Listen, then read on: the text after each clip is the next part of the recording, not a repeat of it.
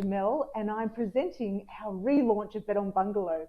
And it's really exciting to be here. Now, of course, in lockdown, we had some great shows with Ranger Andy.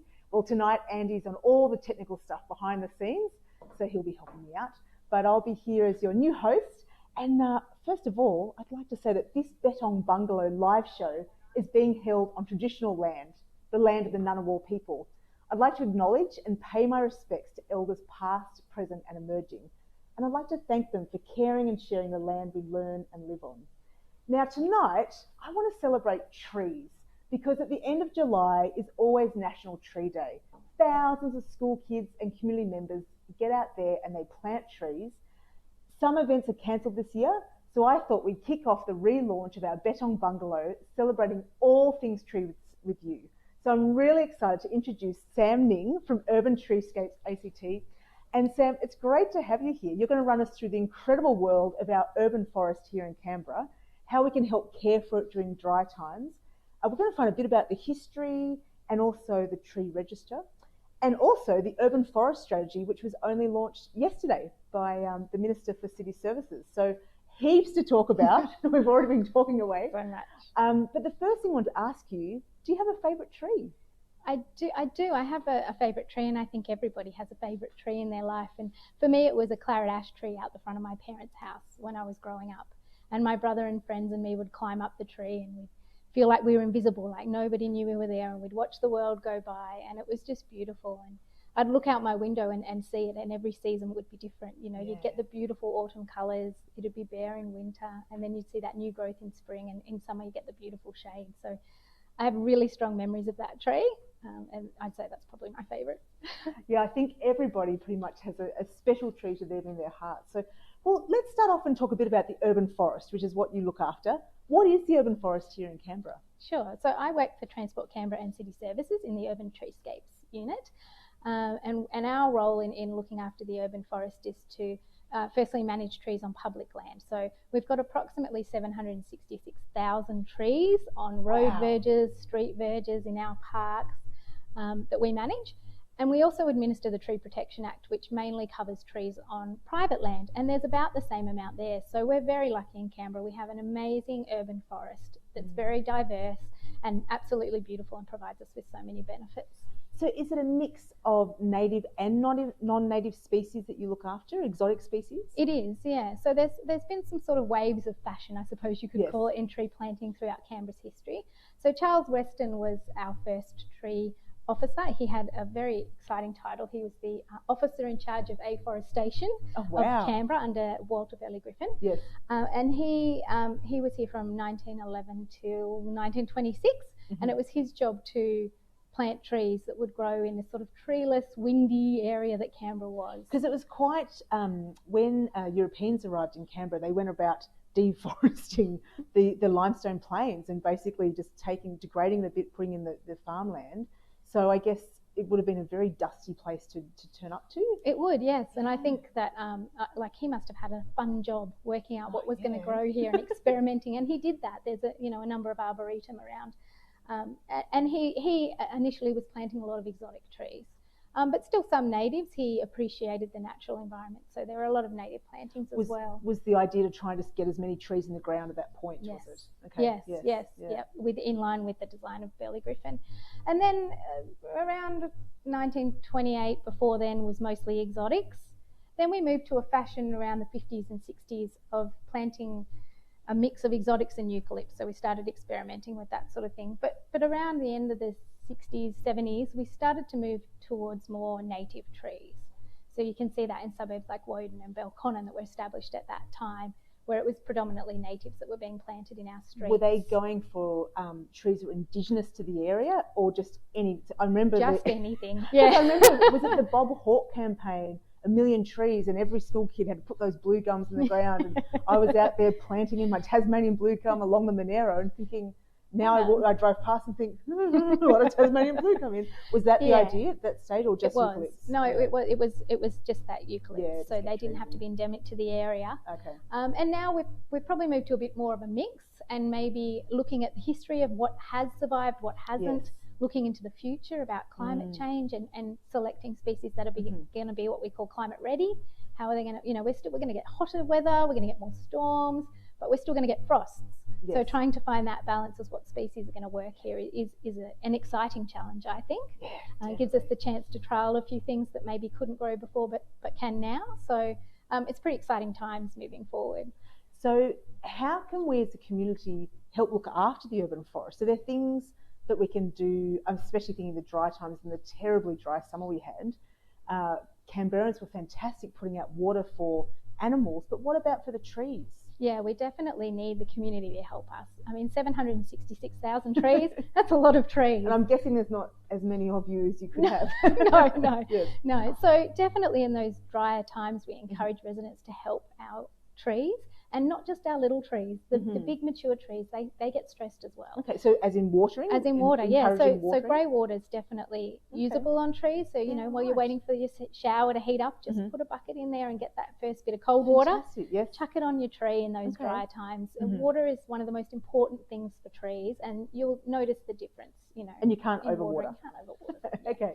Yeah. What about when it comes to, I'm thinking, parking on the verges, which is a classic Canberran thing to do, especially when the fireworks are out. What about that sort of thing? That can be really damaging to tree roots, and I think people sometimes forget that in the convenience of getting to as close as to where they need to go. And what that does is it compacts the soil, and once soil is compacted, it's very hard to decompact that. And when soil is compacted, it puts pressure on the tree roots, and it means that they're not as efficient or able to absorb water and nutrients from the soil, and that's obviously going to affect the health of our trees. So it's really important to stay out from under the canopy of trees and avoid parking on the verges where we can.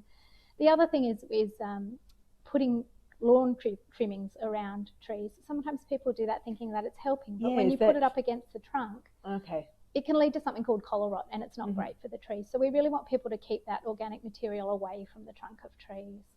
So what kind of habitat creation does the urban forest, how much habitat is the urban forest giving us? It is really important to biodiversity, not just for habitat, but for food as well, for our wildlife. Hollows can take over 100 years to form in a tree. Wow.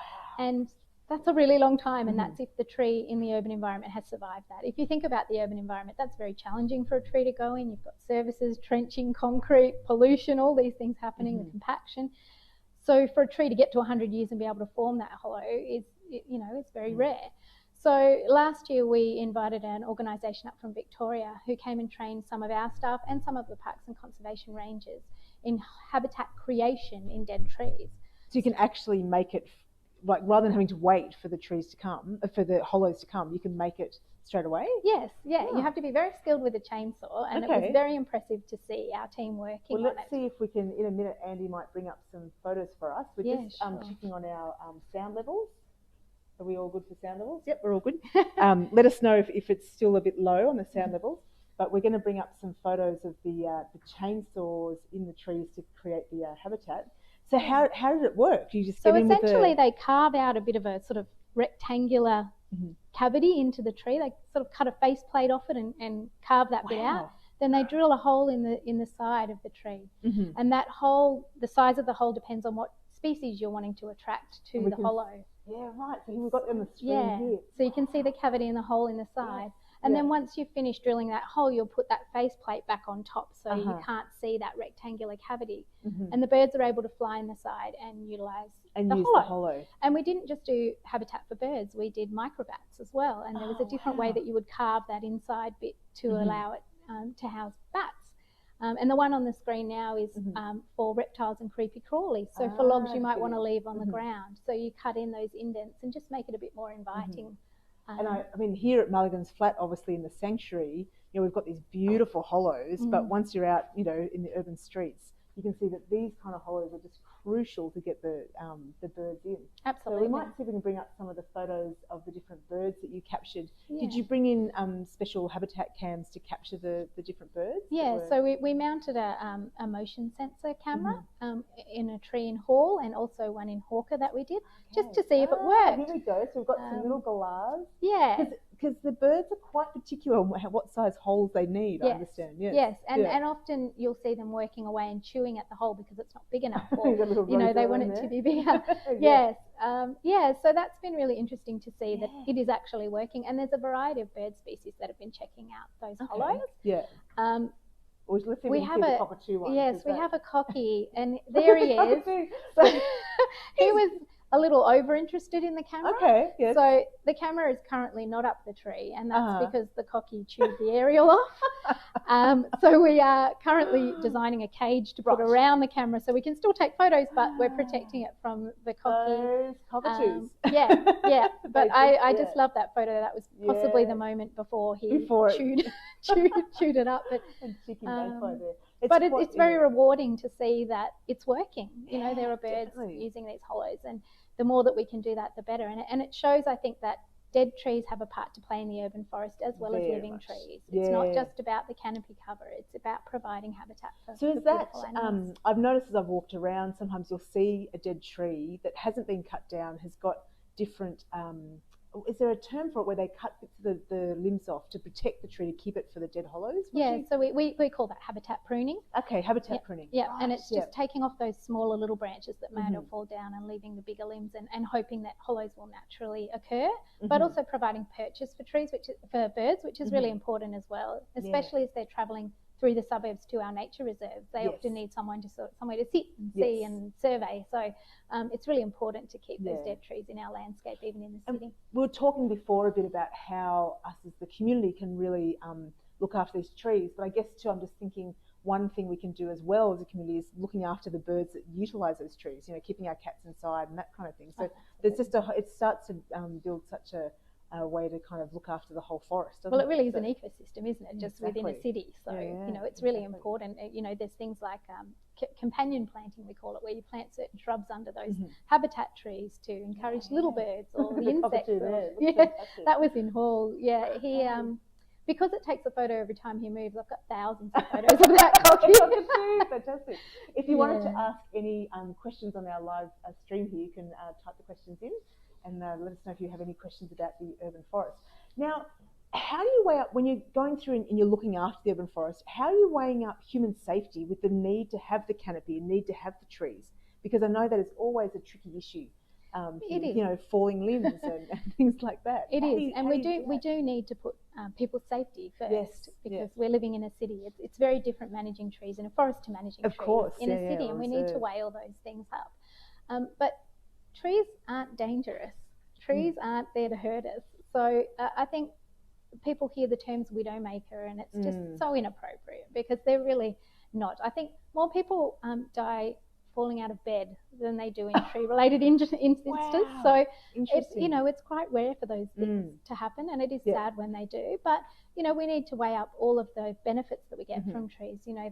The cleaning the air, which reduces asthma rates, and the mental health benefits we get from being outside and exercising. And, the habitat values and the cooling of our city is really important. I mean, you can. So it comes down to an education thing, doesn't it? To say, really, we need to look after these trees. Education and valuing our trees. I think that there's we can do more of that. We need to understand the benefits of the trees and the impacts they have on our life, and maybe stop and think, what would this city be like without trees? Well, I think a really great way to sort of see the value of trees is to have a very interesting afternoon looking through the tree register. Now, I had a good look through this week, and wow, what a absolute treasure trove of stories.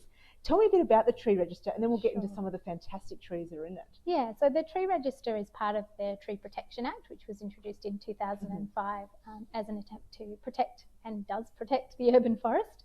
The tree register offers extra protection to our more significant trees. So anyone can nominate a tree for the register, and we really encourage people, if they know of a beautiful special tree, to go through that process. There are 3 criteria that you can register trees under. There's a scientific criteria. So that's if it's home to a threatened or vulnerable species, or it itself is a rare and threatened tree. There's also the natural and cultural heritage. So that's old homestead trees or culturally scarred trees as well. And then there's the landscape and aesthetic value. And that's a tree that's really contributing significantly to the landscape that it's growing in. Or just a stunning tree. I always judge it by, if I walk up and go, wow, then it's a registerable tree. So if you have a tree nominated, or let's say if you buy a property and there's already a tree on there that's part of the tree register, what is your obligations to look after that tree then? What happens then? Do you get a certificate? How do you know you've got this beautiful special tree on your property, apart from the fact you've looked at it and thought, wow, Well, that's amazing. a beautiful tree, yes. Yeah, exactly. And possibly the reason you bought the property too. Yeah, I think, trees yeah. can be a very emotive thing and can, really speak to people. So I think when you buy a property, it's on your land title. It's as simple as that. So you if know it's registered. right. So you know it's registered. And do you have to, you have to look after it? You have to make sure it's... Yeah, as with any mature tree, it's like anything else in your home. You clean your gutters, it's about, doing regular inspections on your tree and doing what you can to keep it healthy and sound. If it is registered, there is an obligation under the Act to apply when you want to do things like pruning or groundwork underneath the tree. And that's more about us working together to make sure that what you're going to do isn't going to harm the tree more than this is a no-go zone. It's about working with homeowners to protect those trees and that we really value and that is so important. And so if you have a situation, I had this situation happen, the terrible storms we had in October, the beautiful tree in the neighbour's yard fell down, took out all of our backyards, our back fences, our orchard, everything. So in that, if you've got a special tree that's been registered, what happens then? Do you then have to replant that species, or that tree is then gone to the storm, or what happens we there? still keep a record of it to say that there was a registered tree there, but that's not as common as you would think it would be, whole trees falling out of the ground. That was pretty crazy storm that we had. We've had October, some that was an amazing one. But I think, if a registered tree dies, we have a look at the ongoing management of that tree. If it's a native tree, can we retain it for habitat and keep it registered? So that would be beautiful, wouldn't it? If you could have these beautiful, the beautiful stumps and kind of, they're almost sculptural, really. When you think about it, we've turned ours into a beautiful sculpture. What we could salvage, the neighbours didn't want it, so we said we'll take it. Yeah, it wasn't a registered one. We're across the border, but there's so many interesting things. Now, another thing that can happen. Sometimes those registered trees can be attacked by people not on the property but outside, and that has happened. How do you deal with that? It is very upsetting when that happens, and we do have occasions where people poison trees. Why do people poison trees? If you could tell me we're asking someone who's deeply involved. There are trees, many reasons why someone may dislike trees. I don't understand them, but we try and investigate that to the best of our ability, but really if someone hasn't seen who's done it or how it's happened, it can be very hard to prove. Can you save them? Can you get back in and try and save them? You can, and the sooner we know about it, the better. Yeah. So often what we'll do is flash a whole lot of water into the ground, because the tree will then take that up and dilates the poison essentially. And then sometimes we'll add nutrients or molasses at certain levels to assist the tree in, I guess, just fighting off the effects of the poison and becoming healthy. And we've had success with doing that. But the sooner you get there, the more successful that's likely to be. Yes. And it's absolutely devastating when you see it. And I think this is why it's just reading through this tree register. It's amazing, the stories. Can you share some of this? And I think if people read through it and you can just see all these beautiful stories, you start to feel wow, our city has beautiful trees that are a part of our story. Can you share some of maybe one of your favourites? Let's go first. Oh, don't make me pick my favourite. Let's talk about the Osage orange, because I particularly love this Osage orange, which I came across for the first time. There's one actually at Oaks Estate. We're going to talk about one at Charnwood. But I was there with, because in my other job I'm educational ranger, and I was there with a group of young kids, and one of the kids picked up this strange looking fruit and said, "Ranger Mel, what's this?" Well, it's a lumpy kind of fruit. Tell me about the one at Charnwood though, and why this tree was in the tree register. It is. So it's nicknamed the brain fruit. The brain. So it is an orange that looks like a brain. Yeah, don't eat it though. No. It's not great to eat, and it won't make you feel very well. But this particular row of it's a row of Osage orange trees, and it was planted on the property of Henry Hall, in Fraser, and they're absolutely beautiful trees. And the timber is used by Native Americans to make their bows. It's quite a flexible timber. I don't know why Henry Hall planted it on his property, possibly as a windbreak, the way that it's grown. But they're absolutely beautiful trees, and the fruit is so interesting. And I think what's really significant about that is the homestead is long gone. There's no trace of the homestead itself, but here are these trees that are a link to our past. And they show you look at the alignment of those and you think, oh, okay. And there's also 3 olive trees on that property that would be at least 120 years old. They've got really magical trunks. You expect fairies to pop out of them. They're beautiful, and they still produce fruit. Wow. And so I think it gives you a bit of an insight into the history and what that area was used for, and it provides that link to Canberra's past. There's also the 3 pear trees in Amaroo that were associated with the Crinigan's Hut ruins. There is still the ruins, the outline of the hut there, but the hut itself is gone. But you can see how the orchard was laid out and how they may have used that area. So it's really interesting. And I think it's worth noting that you can nominate a group of trees or a single tree. Both of those, can be registered. And so Hague Park is an example of a group registration, and even whole streetscapes. So Grant Crescent in Griffith is absolutely stunning. It has American elms, and it is the most beautiful, that sort of drive through. Yeah, it's absolutely stunning. So, people can nominate their street if they think it's absolutely beautiful and it meets that criteria. Then so that's some beautiful stories of some of our exotic species, and they have that long history. And what about some of our native species? Are there some particular ones that stand out to you on the tree register that you think are just particularly a nice story behind them? Yeah, so we do have some culturally scarred trees. There's one in Throsby, and it's got an Aboriginal cultural scar on one side and a European survey mark on the other side of the same tree. And whilst the tree itself is a bit sort of raggedy and on its way out, the scars are quite obvious there, and that is such an important link to our past, and really important that we acknowledge that in our cities. So that tree has an interpretive sign on there. And so our Ngunnawal elders are sharing that culture with all of us, which is just, again, just shows the amazing generosity that our Ngunnawal community give to all of us. Absolutely, so, and I think that the register for me serves 2 purposes. It has that extra added protection that we need of our trees, but also, like you said, it just highlights what amazing trees we have in our city. And we should feel lucky. There's some really beautiful trees out there. So I encourage people to go and have a look and visit. Can you ever do a tour of them? They're so spread out. Yeah, that's true. I just thought it would be fantastic to kind of wander around and do a beautiful tour of some of the best trees, and maybe not in COVID times, obviously. And I'd just like to let people know, of course, we're sitting 1.5, I can't even touch Sam over there, 1.5 meters apart. But that's the joy of Bettong Bungalow. We're able to have all these amazing people come in and give us great information while we're all having to stay at home a little bit more than usual, so which is fantastic. Well, I think let's get on to the urban forest strategy. So this was yesterday launched. The draft urban forest strategy was launched by the Minister for City Services, Chris Steele. And before we get into what it looks like, do you know much about the other urban forestry strategies around the other cities? Have you come across the ones in Melbourne or Sydney, or what they're doing? Yeah, and they're becoming more and more useful around the world. A lot of cities have them.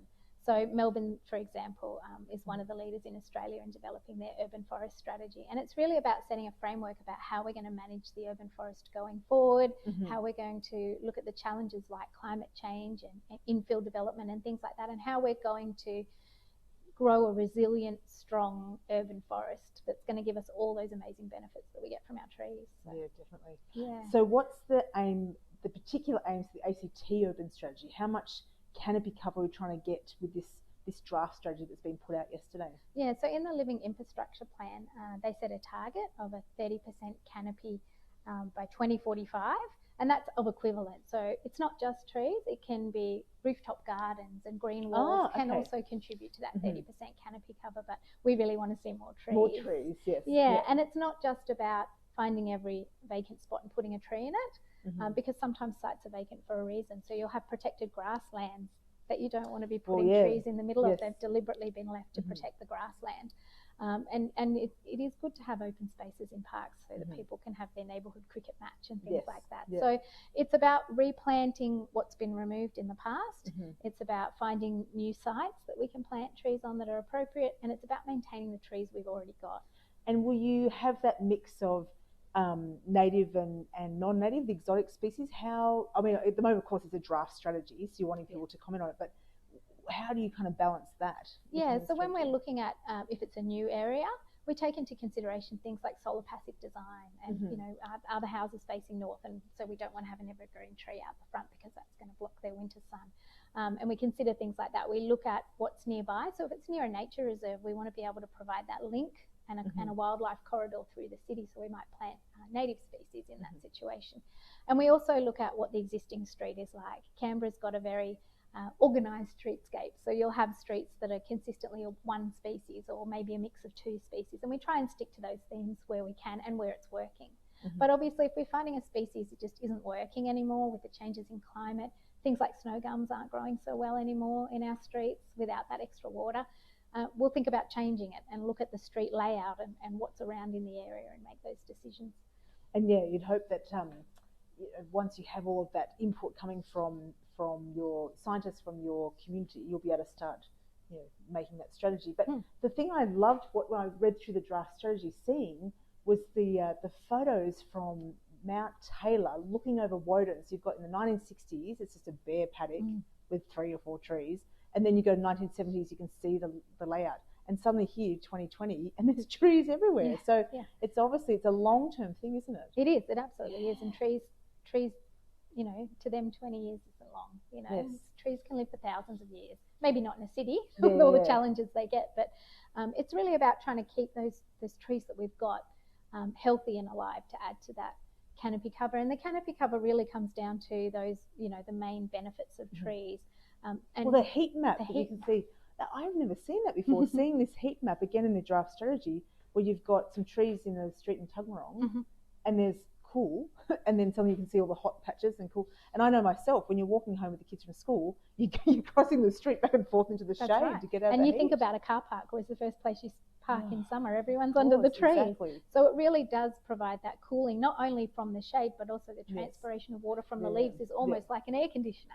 Yep. So it's really important to cool the city down, and with more concrete and building and things, it's more important than ever. So this is all contained in the draft strategy. You're looking at not just putting the trees in, but all the well-being of our population as well. Yeah, so we looked at the heat island mapping to see, that was carried out by CSIRO to see where the hot spots were, I suppose you might want to call them, in Canberra, where there's areas that are just hot and need trees.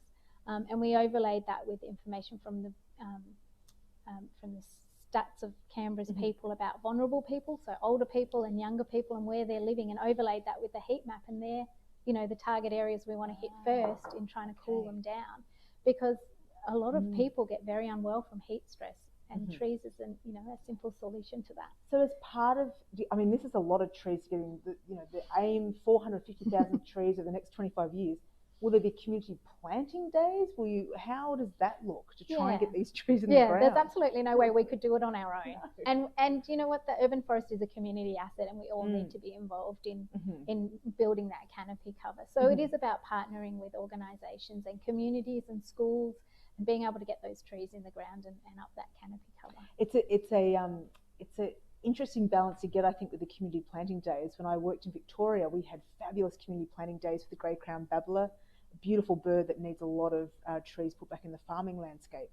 But we always had this balance between putting the trees in the ground, but if they're being put in by kids or people who don't really know what they're doing, if they actually survive. So that is always a bit of a balance, as opposed to getting in contractors and direct seeding. So in an urban environment, is there less of that worry because you're doing in smaller spaces? You're not doing those massive farm areas when you do your community planning days? Yeah, it is. It is much easier to manage. But I think people need to remember that with trees, you can't just put them in the ground and hope for the best. Yes. They need to be watered. They need to be cared for. But I think when you get community plantings, people take pride in that, and they take ownership of that, and they will care for those trees going forward. And that's really what we need, is helping, not just planting them in the ground, but then looking after them going into the future, and not just 2 years going into the future. Even when they're big, mature trees, they need just as much love. Well, how can people, and I'll get Andy to bring up a slide for us, how can people kind of comment on this? Yeah, so we're really looking for the community to give us input into the draft strategy, because it really is for all of us. The urban forest is for all of us. So we encourage people to go to the Your Say webpage. You can get the address there, or just type in Your Say in your Google search, and it will come up, and you can have a read of the draft strategy, and then provide us with a submission and let us know what you think, or if you think there's something missing, or you want to see more of something. We really want to know how people feel, and there's a survey they can take as well as putting in those submissions. So really encourage everybody to do that. And I really encourage you to read the draft forest strategy, because I had a very entertaining kind of afternoon just sort of going through it and just seeing these amazing photos, and also the statistics, and like we've talked about with Sam tonight, just the impacts trees have on reducing asthma. There's lots of really great things in this strategy. So check out yoursay.act.gov.au/trees-act and have your say. Sam, we could talk all night about trees. You're as passionate about trees as we are here at the Woodlands and Wetlands Trust. Yeah. There's so much more to talk about, but we might wrap it up there. And thank you so much for coming in and for this National Tree kind of Day, Tree Week, and talking about trees. Thank you. Thanks for having me. It's really a pleasure to speak with you. I'm glad that people are given the opportunity to contribute to the strategy. So thank you. Well, thank you so much, Sam. That's Sam Ning, who is from ACT Urban Treescapes. And go along, have a look at the strategy, have your say. But also, too, maybe you might want to check out the Tree Register because there's heaps of great stories in there. We only touched on a couple, but lots of beautiful, there might be a registered tree in your neighbourhood. Now, the other thing I need to tell you about is twilight tours are back at Mulligan's Flat, socially distanced, and a great way to get out and about and get some fantastic, beautiful time out in the bush. They're on Fridays at the moment, but check our website for all the details and you can book the tours there. We're also kicking off Tales and Trails with me for the little ones. So this is